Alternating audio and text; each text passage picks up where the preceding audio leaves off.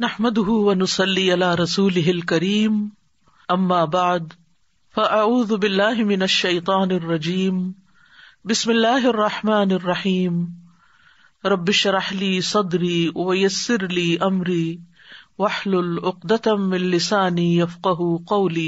فجر کی سنتوں کے بارے میں آتا ہے کہ بہت ہلکی قرات کرتے تھے، یہاں تک کہ حضرت عائشہ فرماتی ہے مجھے شبہ گزرتا کہ شاید آپ نے سورۃ فاتحہ بھی نہیں پڑھی، یعنی مختصر ترین۔ اس سے پہلے تہجد کی نماز طویل ترین ہوتی تھی، پھر آپ فجر کی سنتوں کی پہلی رکعت میں قل یا ایھا الکافرون اور دوسرے میں قل ھو اللہ پڑھتے تھے، اور قرات بھی تیز ہوتی تھی۔ حضرت جابر بن سمرہ بیان کرتے ہیں کہ رسول اللہ صلی اللہ علیہ وسلم نماز فجر میں سورۃ قاف والقرآن المجید اور اس کی مانند کوئی اور سورت پڑھتے تھے، یعنی زیادہ یہ پڑھتے تھے یا اتنے ہی سائز کی کچھ اور۔ رسول اللہ صلی اللہ علیہ وسلم نے ہمیں مکہ فتح ہونے کے بعد فجر کی نماز پڑھائی، صحابہ کہتے ہیں، پس سورۃ مؤمنون یعنی قد افلح المؤمنون شروع کی، یہاں تک کہ موسیٰ اور ہارون علیہ السلام یا عیسیٰ علیہ السلام کا ذکر آیا تو نبی صلی اللہ علیہ وسلم کو کھانسی آ گئی اور آپ رکوع میں چلے گئے۔ حضرت عمرو بن حریث روایت کرتے ہیں کہ انہوں نے رسول اللہ صلی اللہ علیہ وسلم کو نماز فجر میں واللیل اذا عسعس یعنی سورۃ تکویر پڑھتے ہوئے سنا، اذا الشمس کبرت۔ حضرت عقبہ بن عامر روایت کرتے ہیں کہ میں سفر میں رسول اللہ صلی اللہ علیہ وسلم کی اونٹنی کی مہار پکڑے ہوئے چل رہا تھا، آپ سفر میں نماز صبح کے لیے اترے تو آپ نے صبح کی نماز میں قل اعوذ برب الفلق اور قل اعوذ برب الناس پڑھی۔ اس سے کیا پتہ چلتا ہے؟ سفر میں جہاں قصر ہے وہاں نماز بھی مختصر، تاکہ سفر ختم ہو جائے، نہ کہ راستے میں اتنی لمبی بریک لیں۔ تو اس سے دین کی وسعت اور حالات کے تقاضوں کے مطابق اس کا ڈھلنا پتہ چلتا ہے۔ حضرت معاذ بن عبداللہ کہتے ہیں کہ نبی صلی اللہ علیہ وسلم نے نماز فجر میں دونوں رکعتوں میں اذا زلزلت کی تلاوت فرمائی۔ اس سے ایک اور نمونہ پتہ چلتا ہے، کیا کہ ضروری نہیں کہ دو رکعتوں میں الگ الگ ہی پڑھی جائے سورت، اگر کبھی دو رکعتوں میں ایک ہی سورت پڑھ دی گئی تو اس سے بھی فرق نہیں پڑتا، اس کی بھی سنت ملتی۔ تو گویا ہمارے دین میں ریجیڈیٹی نہیں ہے، بلیک اینڈ وائٹ حکم نہیں ہے، حالات اور ضروریات کے مطابق مختلف سنتیں سکھائی گئی ہیں۔ تو اس سے کیا پتہ چلتا ہے کہ آپ صلی اللہ علیہ وسلم فجر کی سنتیں مختصر پڑھتے، قل یا ایھا الکافرون اور قل ھو اللہ پڑھتے، فرض لمبے پڑھتے روٹین میں، لیکن حسب ضرورت آپ نے اختصار بھی فرمایا اور دونوں رکعتوں میں ایک سورت بھی پڑھی۔ یہ ہے خلاصہ ساری گفتگو کا۔ ظہر اور عصر کی نماز۔ حضرت ابو قتادہ سے روایت ہے کہ رسول اللہ صلی اللہ علیہ وسلم ظہر اور عصر کی پہلی دو رکعتوں میں سورۃ فاتحہ اور کوئی ایک سورت پڑھتے، پچھلی دو رکعتوں میں صرف فاتحہ پڑھتے، اور کبھی کبھار ہمیں ایک آدھ آیت بلند آواز سے پڑھ کر سنا دیتے۔ حضرت جابر بن سمرہ روایت کرتے ہیں کہ رسول اللہ صلی اللہ علیہ وسلم ظہر میں واللیل اذا یغشا پڑھتے، واللیل اذا یغشا۔ ایک اور روایت میں ہے سبح اسم ربک الاعلی، یعنی ظہر میں واللیل اذا یغشا اور سبح اسم ربک الاعلی۔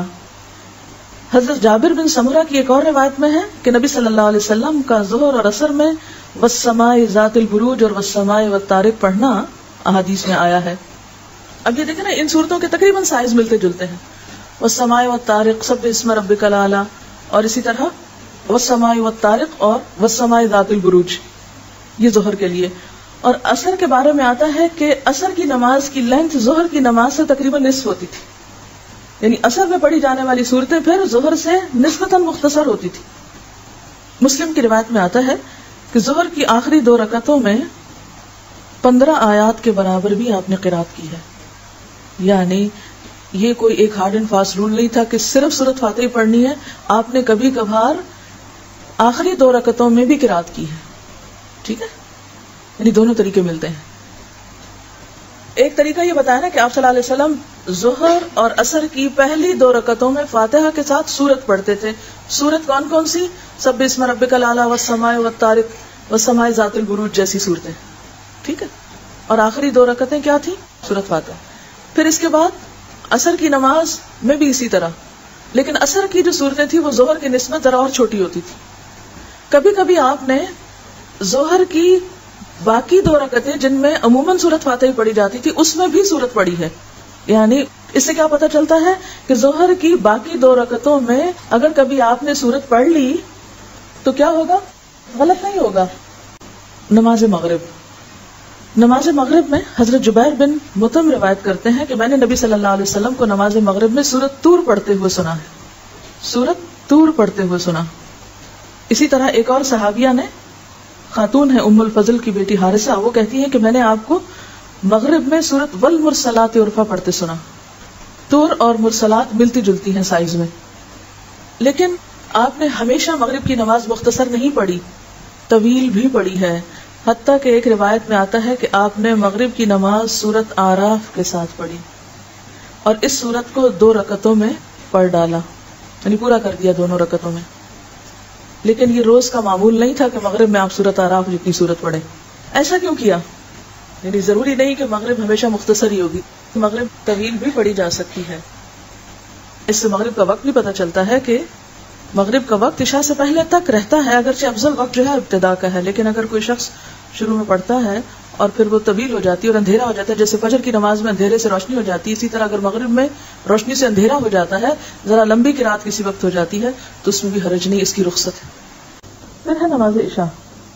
حضرت براء بن عازب روایت کرتے ہیں کہ میں نے رسول اللہ صلی اللہ علیہ وسلم کو نماز عشاء میں والتین والزیتون پڑھتے ہوئے سنا، اور میں نے نبی صلی اللہ علیہ وسلم سے زیادہ خوش آواز کسی کو نہیں سنا. والتین والزیتون جو ہے یہ کتنی لمبی سورت ہے. عشاء میں والتین والزیتون پڑھا. کیوں؟ اس لیے کہ سارے دن کے لوگ کام کر کے تھکے ہوئے ہیں، اور آپ دیکھیں کہ آپ کی زندگی میں کوئی ایک روٹین کی زندگی نہیں تھی. ایک غزوے کے بعد دوسرا غزوہ، ایک مشکل کے بعد دوسری مشکل. اس میں پھر غیر معمولی حالات اکثر پیش آ جایا کرتے تھے. بلکہ اس کے برعکس حضرت معاذ نے جب لمبی صورتیں پڑھائی تھی تو آپ سخت ناراض ہوئے تھے. حالانکہ حضرت معاذ وہی حضرت معاذ ہیں جن کا ہاتھ پکڑ کے حضور صلی اللہ علیہ وسلم نے فرمایا تھا واللہ یا معاذ انی احبک فی اللہ. قسم کھا کے فرمایا تھا کہ اے معاذ میں تم سے اللہ کی خاطر محبت کرتا ہوں. اور دوسرے وقت میں اتنا سخت ڈانٹا تھا کہ شاید ہی اتنا زیادہ کسی کے ساتھ آپ ناراض ہوئے ہوں. لوگوں کو فتنے میں ڈال رہے ہو تم. تو یہ بھی آپ کی حکمت ہے کہ ایک وقت میں محبت کا اظہار اور بعض غلطیوں پر سختی سے گرفت. کیوں؟ اس لیے کہ اس میں لوگوں کی تکلیف تھی. حضرت معاذ بن جبل نے عشاء میں سورۃ بقرہ پڑھی. مقتدیوں میں سے ایک کھیتی باڑی کا کام کرنے والے نے سلام پھیر دیا. پھر اس نے رسول اللہ صلی اللہ علیہ وسلم کی خدمت میں حاضر ہو کر عرض کیا اے اللہ کے رسول صلی اللہ علیہ وسلم، ہم لوگ اونٹوں والے ہیں، دن بھر مشقت کرتے ہیں. معاذ نے عشاء میں سورۃ بقرہ شروع کر دی. مجھے دن کے تھکے ہوئے کو لمبی قرات سے ملال ہوا. آپ صلی اللہ علیہ وسلم نے معاذ سے کہا تم لوگوں کو نفرت دلاتے ہو اور فتنہ کھڑا کرتے ہو. آپ نے 3 مرتبہ یہ بات دہرائی. پھر فرمایا جب تم جماعت کراؤ تو والشمس وضحاہا اور واللیل اذا یغشا اور سبح اسم ربک الاعلی کی تلاوت کرو، اس لیے کہ تیرے پیچھے بوڑھے، کمزور اور ضرورت مند بھی نماز ادا کرتے ہیں. اب نماز جمعہ کے بارے میں حضرت نعمان بن بشیر روایت کرتے ہیں کہ رسول اللہ صلی اللہ علیہ وسلم دونوں عیدوں اور جمعہ کی نماز میں سبح اسم ربک الاعلی اور هل اتاک حدیث الغاشیہ پڑھتے تھے. نعمان بن بشیر کہتے ہیں جب عید اور جمعہ ایک دن میں جمع ہوتے تو پھر بھی نبی صلی اللہ علیہ وسلم یہ دونوں صورتیں دونوں نماز میں پڑھتے. یعنی صبح عید پڑھی، دوپہر کو جمعہ پڑھا، صبح بھی وہی صورتیں پڑھی، دوپہر بھی وہی پڑھی. یعنی اس میں آپ کی روٹین کافی ایک جیسی رہی ہے. حضرت عبید اللہ بن رافع سے روایت ہے کہ مروان نے حضرت ابو ہریرہ کو مدینہ کا گورنر مقرر کیا اور خود مکہ چلے گئے. حضرت ابو ہریرہ نے جمعہ کی نماز پڑھائی اور اس میں سورۃ جمعہ اور منافقون پڑھی اور کہا کہ ان صورتوں کو جمعہ میں پڑھتے ہوئے میں نے رسول اللہ صلی اللہ علیہ وسلم کو سنا. یعنی ہمیشہ ہی یہ 2 صورتیں نہیں پڑھی، آپ نے سورۃ منافقون اور سورۃ الجمعہ بھی پڑھی. اسی طرح ایک تیسری روایت میں قاف والقرآن المجید اور اقتربت الساعہ کے پڑھنے کا بھی ذکر ملتا ہے.